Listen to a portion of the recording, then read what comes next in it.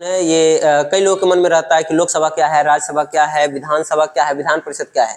तो आज इसको जो है क्लियर कर लेते हैं, इसमें अंतर क्या है। पहले इन चारों शब्दों को देख लें। लोकसभा,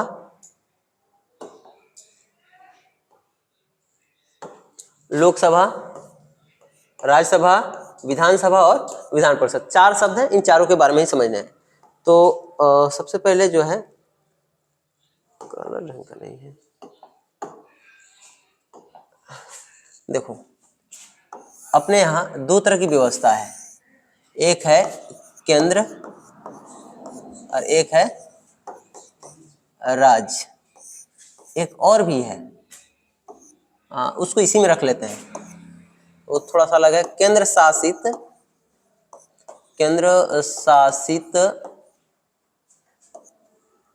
या केंद्र शासित या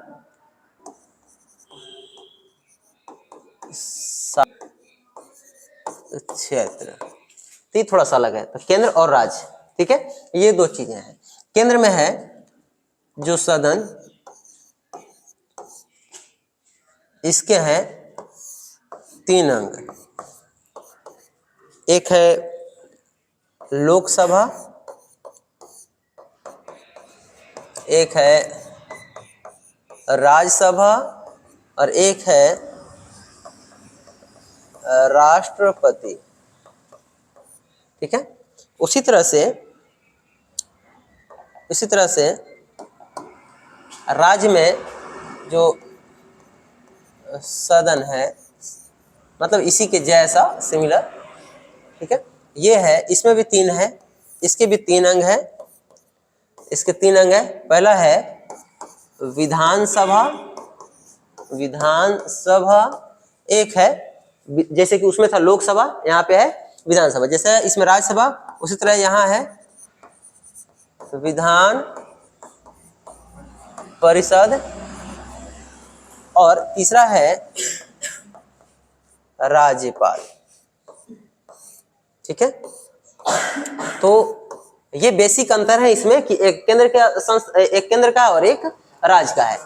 जैसे कि केंद्र में हो गया यहाँ पर लोकसभा, राज्यसभा और राष्ट्रपति। उसी तरह से राज्यों में हो जाएगा विधानसभा, विधान परिषद और राज्यपाल, ठीक है। अगर केंद्र में पूछे कि सबसे जो संवैधानिक उच्च पद है वो कौन सा है, किसका है, तो हम कहेंगे किसका है, राष्ट्रपति का। अगर पूछे राज्य में सबसे बड़ा संवैधानिक पद कौन सा है, किसका है, तो क्या कहेंगे हम, राज्यपाल का, ठीक है। और यहाँ पर एक चीज और जानने को है कि जो विधान परिषद देख रहे हैं, द्विसदनीय व्यवस्था, यहाँ पर ये सभी राज्यों में नहीं है।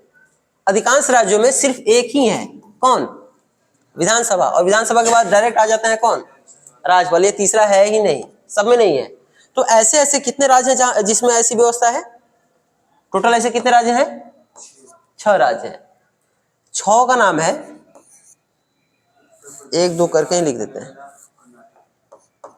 पहला है बिहार, अपना बिहार। दूसरा है अपना उत्तर प्रदेश। तीसरा है आंध्र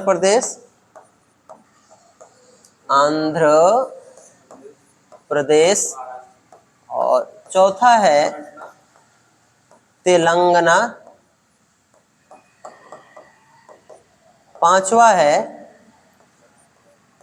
महाराष्ट्र, और छठा है, 5 है जी, छठा है कर्नाटक, ठीक है। तो टोटली 6 ऐसे राज्य हैं जहां पर विधान परिषद है। बाकी अन्य राज्यों में विधान परिषद जैसी व्यवस्था नहीं है, ठीक है। और फिलहाल राज्यों की संख्या कितनी है? फिलहाल राज्य कितने हैं? 28। और ये जो हमने केंद्र शासित या संघ शासित क्षेत्र लिखे हैं, इसी संख्या कितनी है? 8 है, ठीक है।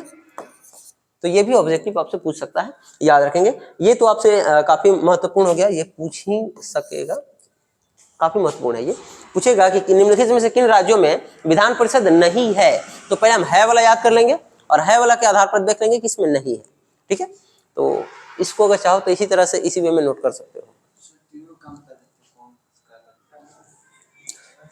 तो अब एक ऑब्जेक्टिव ये भी पूछता है कि किसका चुनाव प्रत्यक्ष होता है और किसका अप्रत्यक्ष होता है। तो ये जान लो, जो ये वाला सदन है लोकसभा, ये निचली सदन है, निचली सदन, और ये जो है ये है ऊपरी सदन, ठीक है। इसको लोगों की सभा लोकसभा कहते हैं, निचली सदन, और ये जो है अपर हाउस है, लोअर हाउस, अपर हाउस है। उसी तरह से यहाँ जो है ये है निचली सदन और ये है ऊपरी सदन, ठीक है। तो जितनी भी निचली सदनें हैं इसका प्रत्यक्ष चुनाव होगा। निचली सदन है तो उसका प्रत्यक्ष चुनाव होगा, जो ऊपरी सदन है उसका प्रत्यक्ष चुनाव नहीं होगा। प्रत्यक्ष चुनाव मतलब कि डायरेक्टली जो जनता होगी वो वोट करती है, और अप्रत्यक्ष चुनाव में वो अलग तरीके से कुछ विशेष लोग ही वोट दे पाते हैं। अब विशेष लोग का मतलब ये नहीं कि भेदभाव के तरीके से, उसके लिए एक मतलब व्यवस्था है अपने संविधान में। तो प्रत्यक्ष चुनाव होता है लोकसभा के सदस्यों का और विधानसभा के सदस्यों का।